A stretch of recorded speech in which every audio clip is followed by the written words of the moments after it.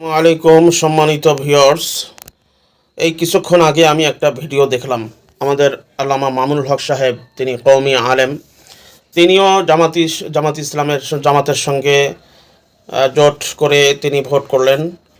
তো যাই হোক, তিনিও বলছেন যে মওদুদির যে আকিদা তারা লালন করে, মওদুদি যেহেতু এই জামাতের প্রতিষ্ঠাতা, তিনি একটা দাবি করেন যে রাসূলুল্লাহ সাল্লাল্লাহু আলাইহি ওয়াসাল্লাম বা নবীগণেরও একটা ত্রুটি হয়েছে।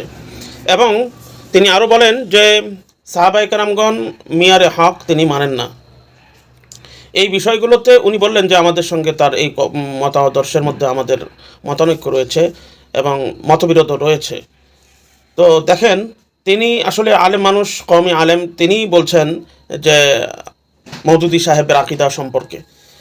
তারপরেও কোন হিসাবে এই জামাতের কিছু স্যালাসামুন্ডারা এইভাবে প্রচার করতেছে যে আমরা জামাত, আমরা ইসলামিক দল না, আপনারা ইসলামিক দল হতে পারেন না।